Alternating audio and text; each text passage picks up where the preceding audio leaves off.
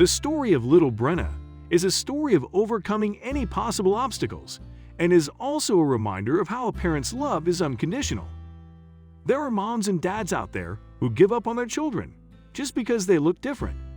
That's why it's so important that we bring inspirational stories to people's attention, stories where parents and children show that no challenge is too big as long as you stick together. It's also an important lesson to any of us who have ever judged anyone based on their appearance. Before we start, can we get this video to 1,000 likes? Please hit the like button and subscribe to the channel. Courtney and even Westlake were happily living their life with their son Connor when they discovered that Courtney was pregnant again. Of course, the couple was thrilled when they realized that their family was going to expand. Like any other expectant parents, they were looking forward to their first ultrasound. Every time they left the hospital, the doctors assured them that everything looked great with their growing child.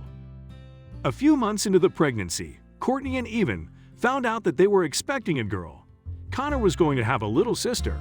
The couple were overjoyed and began imagining everything that a little girl would bring to their family. "I'll have to learn to braid hair now," laughed Dad Evan. The big day came just a few weeks before New Year's Eve. The little girl was born, but all the couple's plans of introducing the little girl to her new home were crushed. Their daughter Brenna was born covered in thick white scales. She wasn't moving, had an extremely high body temperature, and her whole body was covered in sores.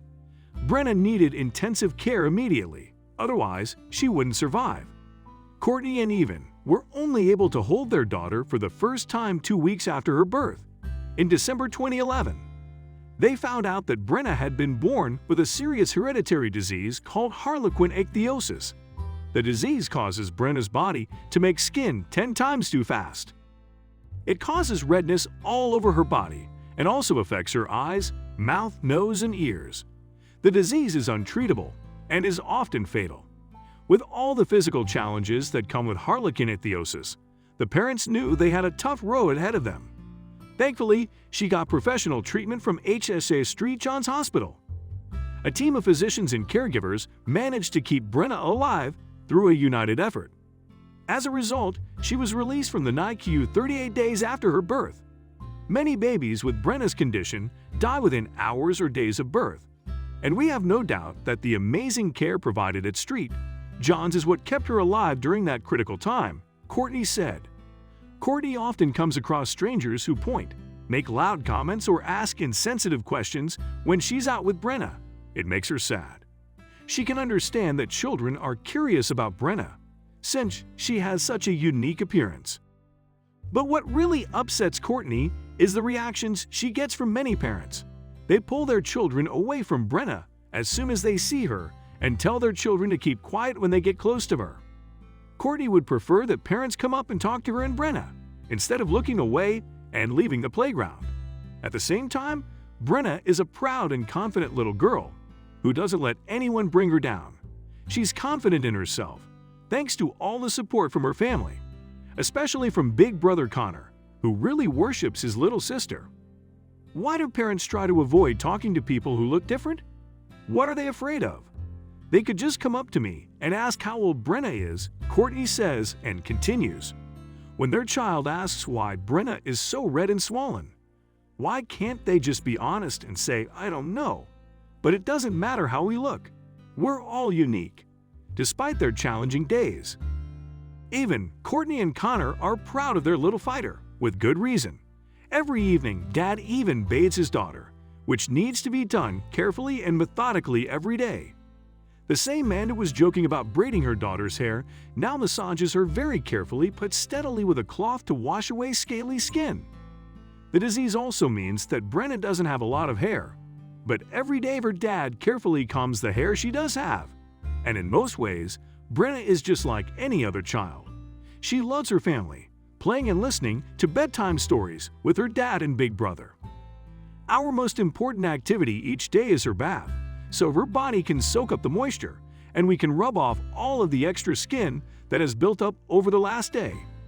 This lasts around 1.5 hours, but we all love that it's also a built-in time to connect one-on-one with her. She still receives applications of Aquaphor lotion on her entire body around 4 to 5 times a day. and she will always require a lot of extra calories to make up for her excess skin production. Thankfully, she loves to eat. Courtney shares, her parents are convinced that Brenna can do whatever she wants in life, even though life hasn't turned out exactly the way they planned. Courtney wrote regularly about her family's life on her blog, Blessed by Brenna, and she's also written a book, A Different Beautiful, which was published in August 2016. Brenna's disorder has impacted our family in every possible way. It truly affects us every day. But it does not define us, and it does not define her. It was extremely challenging and stressful when she was young, and we were learning to care for her needs. But it became second nature after a while. And it's much easier today, as she can communicate how she's feeling and what she needs, Courtney said in May 2022. The family hopes that their open and emotional story can help others to understand and appreciate people who look different. During her time on Earth, Brenna has done a lot to raise awareness about the unusual disease. Today, this 10-year-old sunshine has proved that nothing is impossible. I always thought that Brenna wouldn't be able to play team sports due to her physical limitations. In fall 2021, she decided to join a rec soccer team. She has competed for 8 months to the best of her ability and truly enjoyed every game with her teammates. At the game this week, she scored a goal. We are proud to see her participate in something unexpected and far outside of her comfort zone. Brenna's father, Evan, says, "Please share Brenna's inspirational story to help her and her family spread awareness of her illness. Together we can ensure that all children have a happy upbringing, free from prejudice."